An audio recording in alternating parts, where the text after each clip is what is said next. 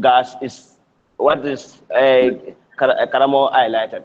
Okay. Like it is difficult to use it, and the dangers attack to it, as most of the people using charcoal gas here are not educated.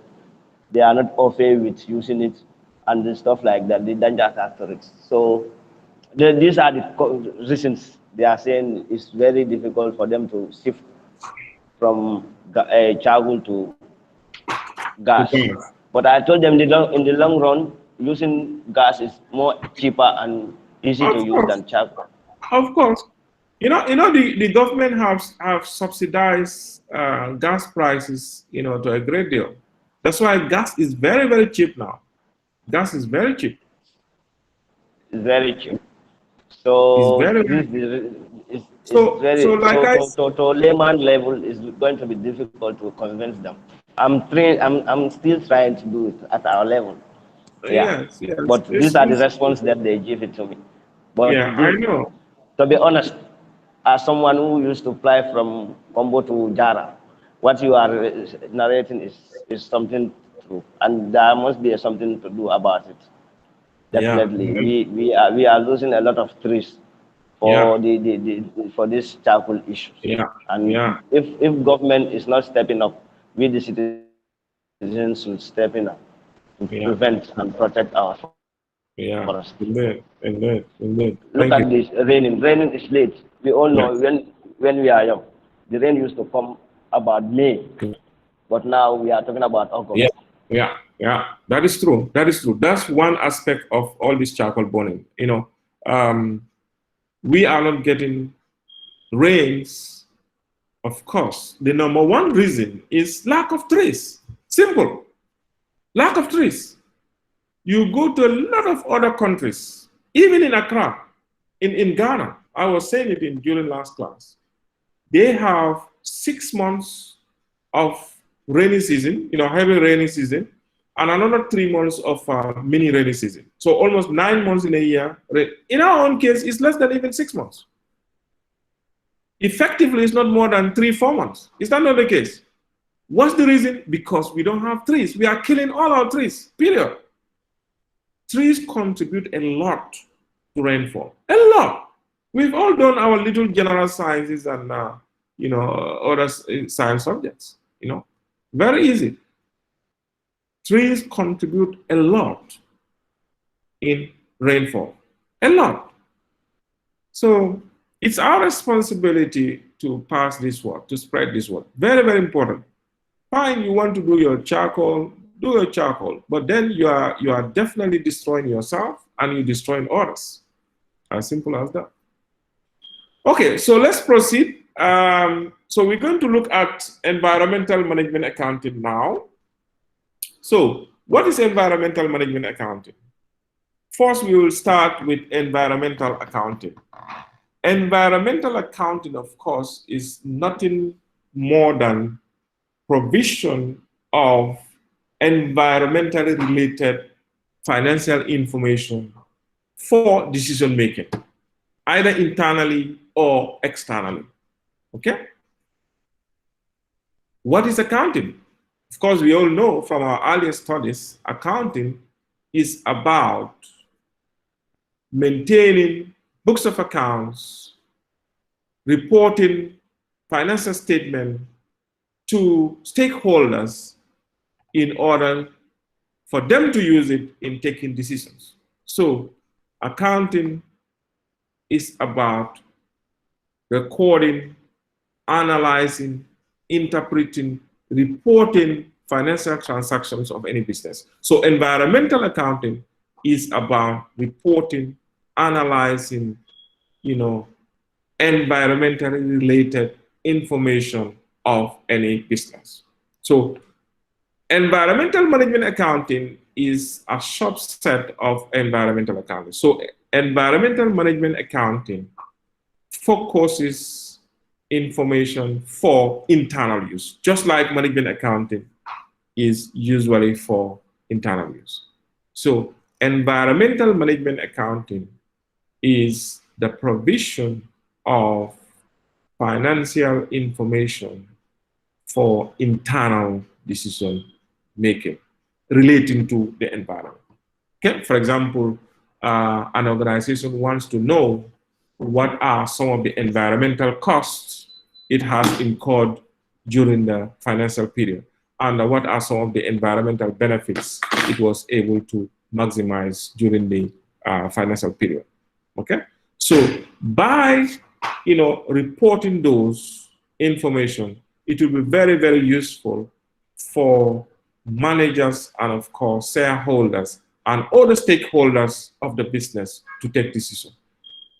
And for your information, there are some potential investors who will not want to spend a butut in a form of capital in any business that is not environmentally friendly. They won't. If you go to the West, I don't know whether you have some people here who have been to some of these Western countries, and you go to the supermarkets, you'll see some people, it's very typical of white people. If they go to look for things, like they want to buy coffee, they won't just go and grab coffee like that, but they will go and pick different coffees and then try to read their labels. This coffee they want to buy, is it made from materials that were recycled? They'll look for that. Two, this coffee that they're trying to buy, is it produced by an organization that is environmentally friendly? Three, this coffee that I want to buy, is it produced by an organization that uses child labor? Like that. So they look at a lot of factors. And if it is an organization or a company that, of course, has been featured in the media of abusing the environment, they won't buy that product. And them not buying that product means the sales of that particular production company will definitely go down. So it's really, really, really important to know your related environmental revenue and cost. Okay, it's very, very useful for decision making. Okay, so environmental management accounting is simply a specialized part of management account that focuses on things such as what? Cost of energy, like I said, cost of water, disposal of waste, of effluent, the sewage discharge. Okay, so these are costs that we will want to monitor. And in some countries, it's becoming mandatory for companies to make disclosures regarding their environment. Very, very important. Okay, in some countries, it's becoming mandatory. Okay, you have to make a disclosure in your financial statement that will state how you have fared with your environment during the business period. Okay, so important. Okay, so environmental management accounting, of course, uses some standard accounting techniques to identify, analyze, manage, and hopefully reduce environmental costs. Okay, so why environmental management accounting?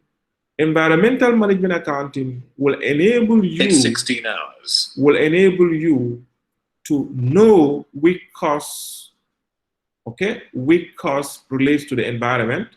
So you will be able to identify them, you'll be able to analyze them, and by identifying, analyzing, hopefully that will help the organization to try to reduce them, okay? Because if it continues like that, it's gonna be very, very, very costly for the organization. Not only in terms of their monetary cost, but it may make the go out of business. Okay, like the distribution I was explaining to you with the supermarket.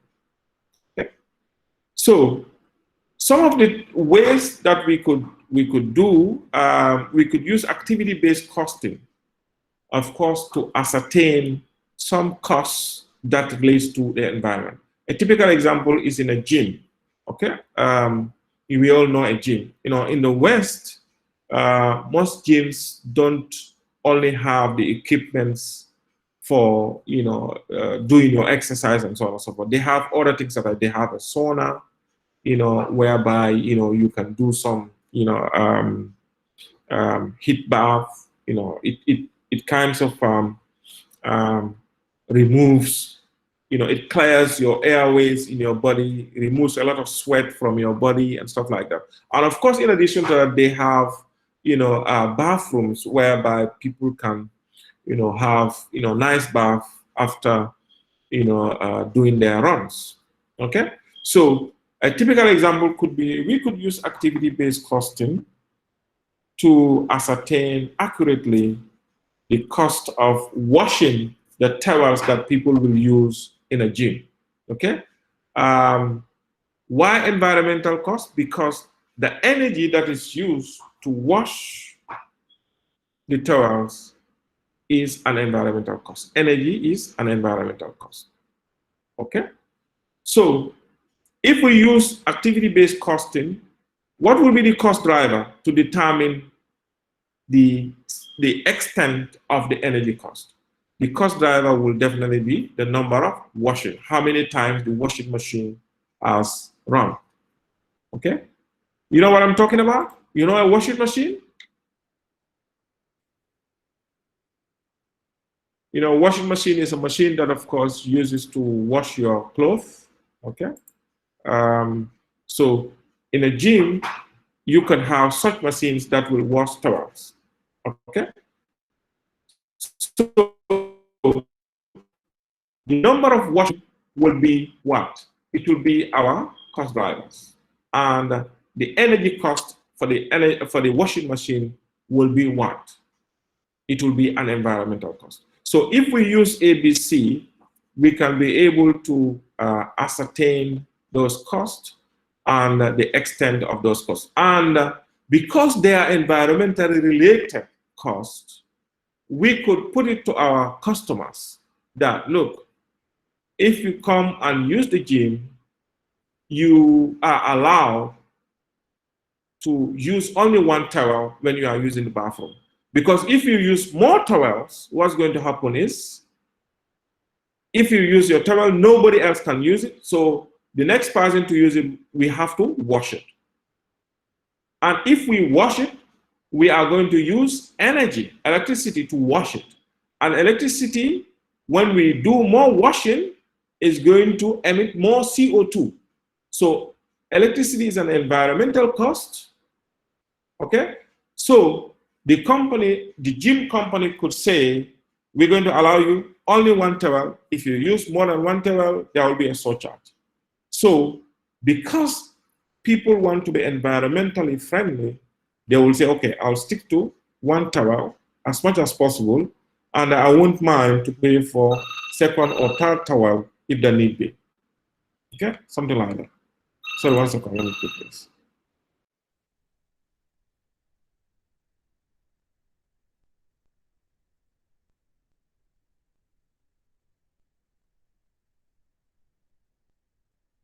So this is the situation. So we could use some of those techniques in order to take decisions, useful decisions.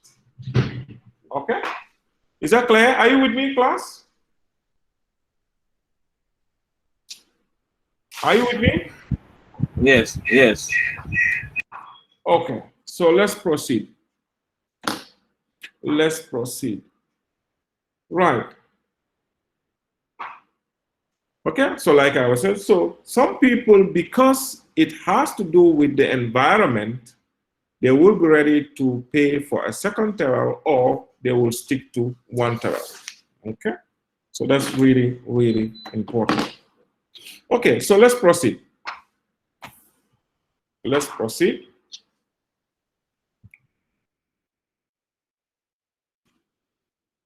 So, definition of environmental management accounting continues. This is as per International Federation of Accountants. You know, IFAC? IFAC is the apex body of accountants.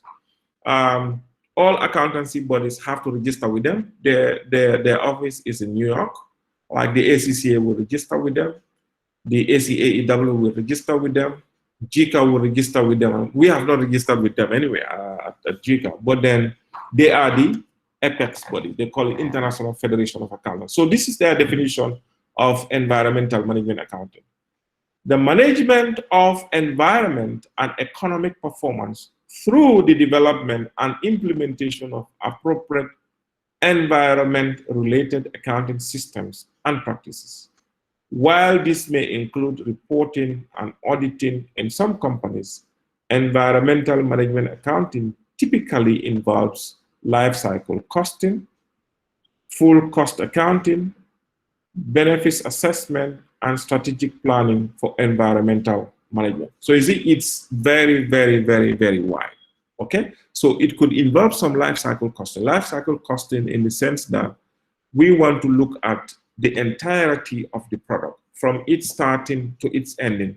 We're going to see this cost that the product is incurring, which one relates to the environment. How do we apportion it? How do we ensure that we minimize it? So it's a lot bigger, okay? And of course, it involves some benefits assessment. There are benefits to managing your environment properly. Okay? Some of the benefits might be in a situation whereby you could, you could get benefits like this carbon trading. Carbon trading, we're going to do it separately. So what the carbon trading will mean is you are allowed as an organization to emit certain amount of CO2. So if you emit less than that, what remains with you, you can sell it to other companies. So you can gain, revenue from it. Okay. So we're going to look at carbon trading. Okay. And the UNDCD also has got their own definition of environmental management accounting. So you can look at those. Right. So let's look at some of the categories of environmental cost. Okay, categories of environmental cost. So the first one is environmental prevention cost. Okay? How do you prevent environmental cost?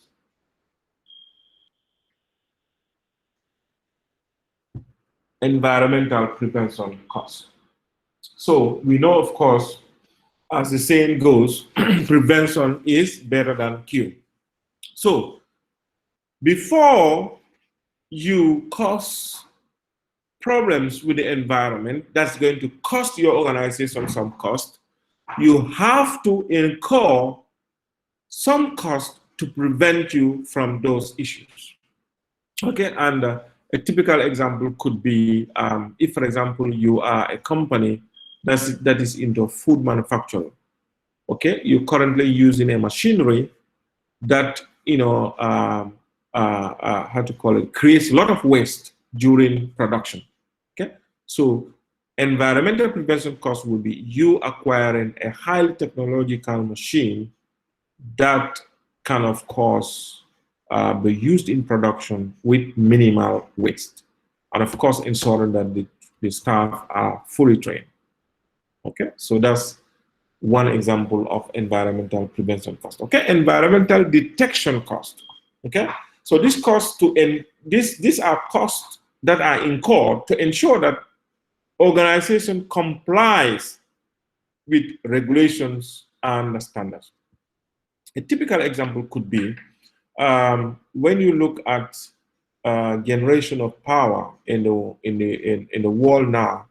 People are trying to move away from these fossil fuels, like what we are using here. Those in Kotu, those residing in around Kotu power station will tell you this. Okay, the amount of smoke that is emitted by the generators of NAWEC is just unbearable.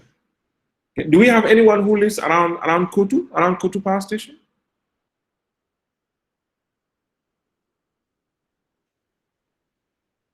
Do we have anyone living around Kotu power station here? Hello?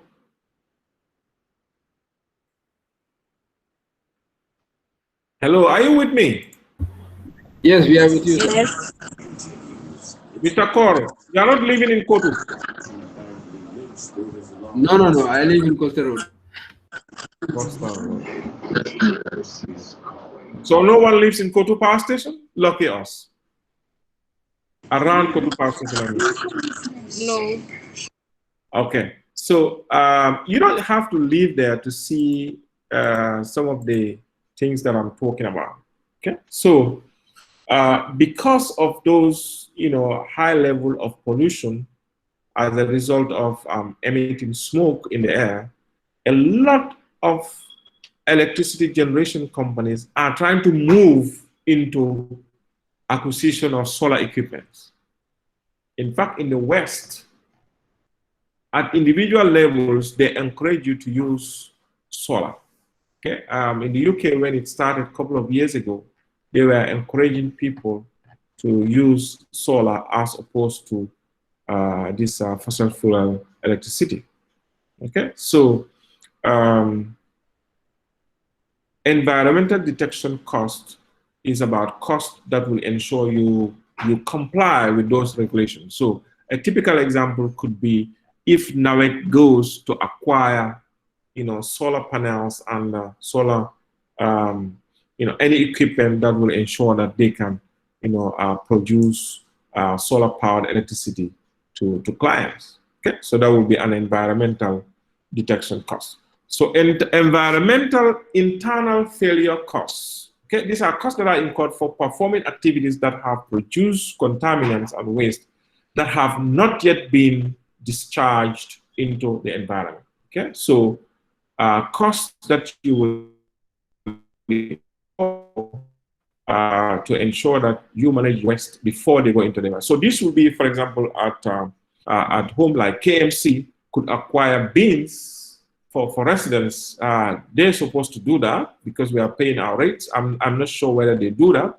Okay, they don't do that, do they? But in fact, they are better. The Kama Area Council is just a lot more, useless, to be honest, because I live in Bruceby, it's on the Brikama Area Council, but you pay your rates, but they don't give you anything in return. It is the responsibility of the municipality to provide bins for residents and also to collect their waste, because that's the more reason why we pay our rents and rates. Okay, do we know this? The reason why we pay our rents and our rates is because the municipality should give back to us in some of those forms, providing bins for us and also collecting our waste periodically. Do we know this? Yes, Mr. Fumano. Exactly. Yeah, because even in fact, the laws in the municipality states that 60% of the revenue collected by the municipality should go back to the community. There you go. I'm happy that you know that. That is the truth. It's a law. 60% of the revenues that have been collected by any municipality in this country should go back to the people. Now you are the judge, whether it's going back or not. Okay. It's unfortunate. At least for us in Jara, Mr. Kaur, they gave back somehow. We had our street lights and our pipe-borne water since late 70s. But unfortunately, there is nothing in Yomi. So they are using all your rates and they're misusing them, isn't it? This one I agree with you. I like that. So at least for this one, you agree with me. Okay. Thanks. Okay, fine. So let's move. This, I'm going to show you this. This was a publication that was on the paper. This is, I think, a couple of NAWEC, 3.5 million. I don't know whether you are aware of this. There was a time, Pira, you know Pira, don't we? They fined NAWEC with 3.5 million. And the reason is because NAWEC did not manage the environment, and NAWEC was polluting the environment. It was on the newspaper. Are you aware of this? Just to show you how costly it could be on you as an organization when you don't manage your environment properly. 3.5 million. Okay, and this is the breakdown. Yes, Mr. Hon, I think, was it last It year? was last year, 10th June, exactly. It was published on Wednesday, 10th June, 2020, on Standard newspaper. Yes, 3.5 million, and that's the breakdown. Okay, and it happened in 3 locations. 3 locations of NAWEC, in Farafenye, in Bansang, and in Soma. Okay, and this was the problem that happened. Serious waste of water due to leaking tanks. NAWEC's tanks were leaking seriously. So the area was flooding. It was causing, havoc, mosquitoes, economic loss to country, environmental hazard and contamination because of water and so on. There was a lot of contamination. Failure to remedy poor sanitary environment. It was there, they saw it, they never remedied it. Surrounding the chronic dosing point, resulting in permanent settlement of stagnant water and all this. Failure to repair and raise fallen perimeters. Okay, that's the offense of those tanks. There is one in German Jelly. Oh, so pathetic. They have a water point there, but that place is continuously leaking. You don't want to go near that place. So I don't know. I don't know what's happening in this country. In Basa, for example, there was inadequate chlorination of municipal water. Okay, so the water was not getting enough chlorine. Do we know chlorine? Chlorine is the chemical they put on this water to treat it, so that when we drink it, we don't have diarrhea and so on. Serious. So because of all this, you don't find them 3.5 million. So we as accountants, do we care about the environment? Should we know about the environment? Do we care about the environment? Should we? Of course we should, because we also live in the environment. Not only that, the organizations we work for example, if you work for NAWEC, this is going to end up in your books, isn't it? Assuming they have paid this, whether they paid it or not, in the year 2020, they have to disclose this, because this is a significant amount, 3.5 million. Okay, they have to disclose it as a contingent liability if it's not paid. Okay, it's a significant amount. Okay, and I'm sure if it is not paid, if due process is followed, they may face litigation. They may be taken to court. Okay, so it's really, really important to care about your environment as much as you can, irrespective of your position. Okay. So, what will be the reaction of NAWEC management? Well, it's their fault. Is 3.5 million all the cost that they will incur? It may be more than that, isn't it? Yes, I think they will incur more than that. If this were in the West, hey, this could have cost NAWEC a great deal. What's going to happen is people who have suffered maybe diarrhea or other diseases as a result of drinking those untreated water could sue them. And, those could be, another, millions again, in addition to this 3.5. Okay, so I mean, it's just crazy. So we definitely, in the Gambia, I don't know, we're just so lax with whatever we are doing, and maintenance culture in this country is zero. We are very good at putting up big structures, nice, fancy structures, but we don't maintain them, unfortunately. Too bad. Okay, so let's move. Reasons for managing environmental costs. Why do we want to manage environmental costs now? People are now, very much aware of environment, so they will want to manage their environmental costs. Of course, the first reason is just what I just said. people are aware that they must take care of their environment because they've seen the effects of problems as a result of environment. How many times, hardly you could listen to the media, hardly a week goes by without hearing environmental damages, serious one. Floods, tsunamis, serious fires. You remember the fires in Mexico, they come almost every year. Tsunamis in Asian countries, how to call it, volcanic eruptions and all. Hardly a week goes by, a week or two goes by without hearing this on the media. So people are really, really careful about their environment. And of course, people are very careful about their own carbon footprint. They don't want to emit too much of gas, too much CO2 into the atmosphere. They are very, very, very much aware of their carbon footprint, and they want to keep a guard of it. Okay? So, you as an individual, what are some of your carbon footprints? Of course, naturally, every human being emits CO2.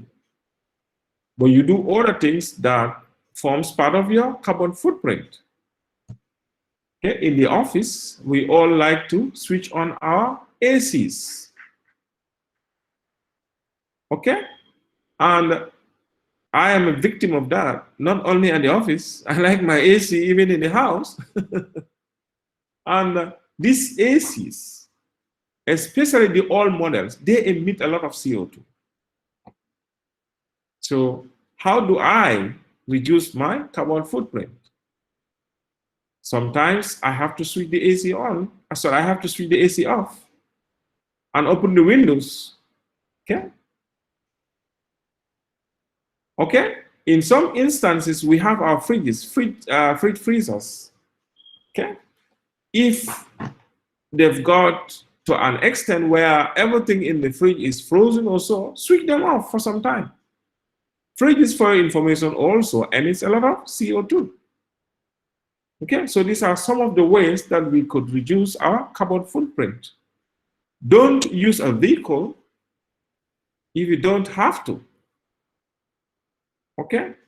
If you have to go, for example, if you live in Brufut, you want to go to Sukuta, try to walk or use a bicycle if you have one. Don't join a car. Okay, by you joining a car, another person joins a car will go. So cars also, with their exhaust, emits a lot of CO2. So what's your resolution that you're going to take to reduce your carbon footprint? Mr. Kaur, what's your resolution?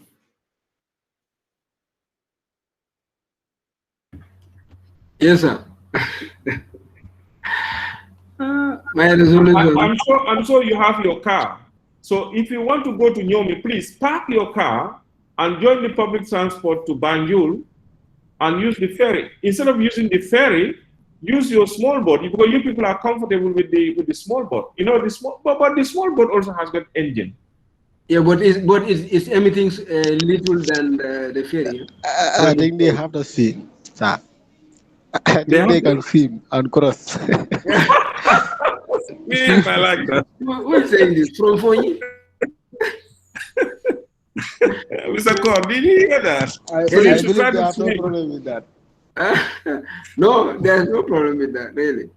We You are can doing some swim. farming, so we'll have to rejuvenate the environment, the forest. At the office also, we limit the times we use the AC. At home, we try to also cut costs by limiting probably the number of times we are putting on the freezers. Even at work, we have. Thank you. And Hadi, yes, that's true. That's true. Thank you, Mr. Kaur. Hadi, can you help us?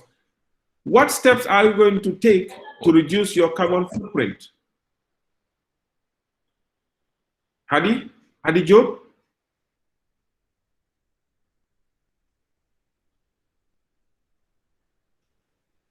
Hadi Gay?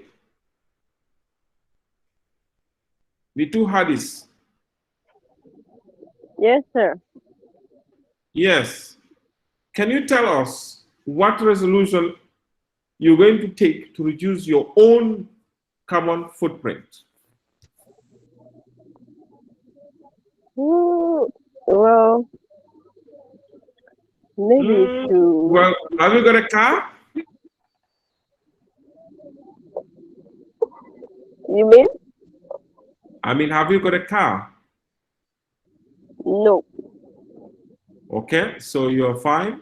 But if you have to go on short journeys, are you going to take? Are you going to take? How to call it? Are you going to promise us that you will walk? Because even by joining public transport, you are contributing to emission of CO2. Of course, I will. Yes. Nowadays, in our young days, we do a lot of walking because there were few cars. But now, even if people, live in Tipagara and they want to go to Serekunda, they'll just join a car. And sometimes it's not good. So what else can you do? I'm sure you have ACs, fridges, and so on and so forth, and in the office and at home and so on and so forth. So we should make sure that the fridge we are using is environmentally friendly. Usually, most of these fridges and ACs that are produced now, especially the ones that are sold at LG, they're really really good. They design them in such a way that their CO2 emission is very very minimal. Okay? So if you So, have an but old you are advertising for LG then. well, I don't know. Maybe I use their product a lot, and to be honest, they are good. So that's well, maybe they should pay me for the advertisement actually. But they're really good. I'm not saying they're the best in the Exactly. country, but they're really good. I use their fridge. I use their AC. I use their microwave. I use their kettle. We are all energy friendly. Even the smart TV I'm using is also LG. So it's really, really Gambia good. Electricals as well, they have very good products. Yes, Gambia Electric also, they are good. The only thing with Gambia, I understand they are very expensive. I understand they are very expensive. Yeah, of course. Compared to LG, they are expensive. Yes, they are very, but LG is good for It's a poor favor. people. Yeah. Yes, go ahead, Ablan. My footprint reduction is going to be at the village when I'm clearing my farm. Normally, I do save like a cashew farm. I do make sure the cashews are protected, and put fire into the whole farm. Okay, Instead of sorry, that, I sorry. will decide. Instead of that, I will decide to clear the whole farm, and pack the heat or the gases at one side instead of burning them.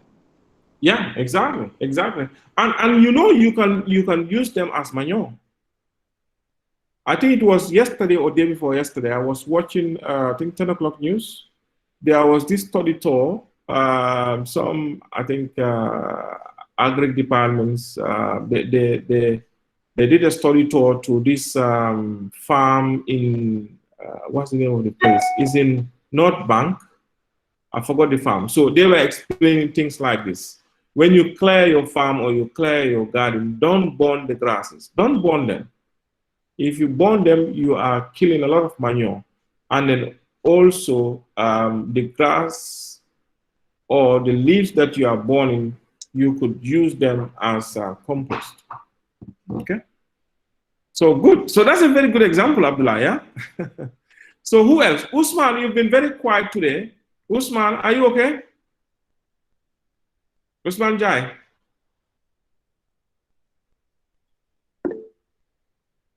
Okay, Mohammed So, yes, Mohammed, tell us how you're going to reduce your own carbon footprint.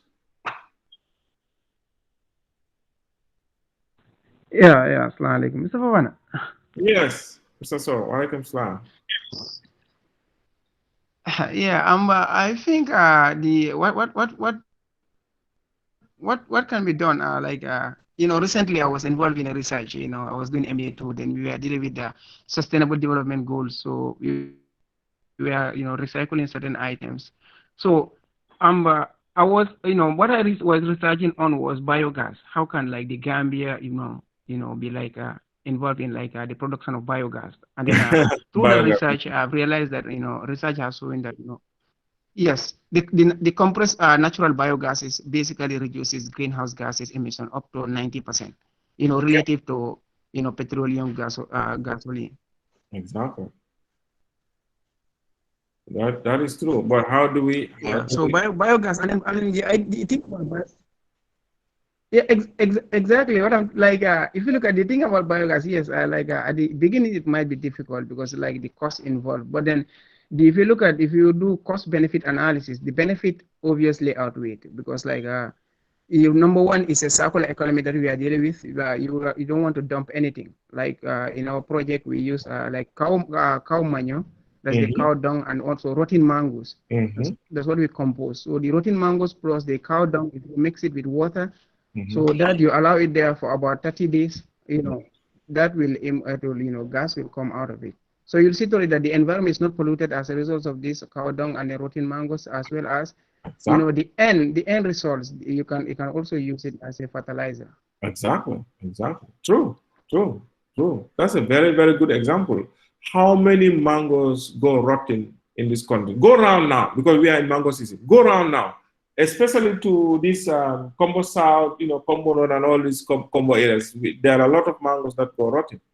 And sometimes they get rotten in such a way that they produce microbes that are very, very detrimental to human health. They produce microbes, see, that can make us sick. So instead of doing that, you could turn them into biogas, like you're explaining, and of course, subsequently to manure. You remember, Mr. Kaur, in one of the years, we collected all our all our mango, whatever, mango seeds, but that was good. Actually, it was it was initiated by a crazy Nyominka who made us work hard without it. But our environment was very clean that year. Yeah, it was Mr. Jan. I can remember that. I was in Jara. I know. Mr. Jan's sister used to work with us. Okay. Oh, it was terrible. But to be honest, see, that's why it's very, very nice. This Sanavia thing is very good, man, because nothing came out of it. And then he said, but your environment is clean. So what is exactly, that's what he said. So there are a lot of things in this country, a lot of small things that we could do to make money. But we just, sometimes you sit and think, we all want white-collar job. We all want to travel to Europe. And if you go travel to Europe and all these places, you're going to do those odd jobs that you don't want to do in your own country. So why not do it in your own way and try to grow big in it and then make money in it? Unfortunately, there are some, of course, who are bound to travel, but not everybody can travel. And of course, as the concept of take a fee says, you can, of course, make it in your own country, big time. If people can come from other countries, other African countries, most of these people from Sierra Leone, from Ghana, from Nigeria, from Guinea, they all come to hustle in the Gambia and they make it big time. Do you know that? Some people come, some of these food tankers come, they will start by selling this bitter cola. They grow from there. Some of them become millionaires. Just like that. So, I mean, it's just unfortunate. We have goals. I know of one millionaire right now in Banjul. He was a laborer at the ports. I was in the 80s. Look at that. Yeah. I mean, we have a lots of things here that we could tap on, but unfortunately, Mohammed. So is your hand still on? Up?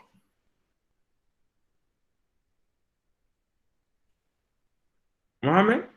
Oh, you're done. Okay, so let's move, please. Let's move. Yes, Mr. Governor. Yes. Yes, Mr. Mr. Koga. Governor. Yes, Mr. Koga. Yes. Before I talk about my carbon footprint, I feel like you guys talked about a lot of things. So one of the things that I would add up is the like having a reusable water bottle and filling it with water all the time to avoid buying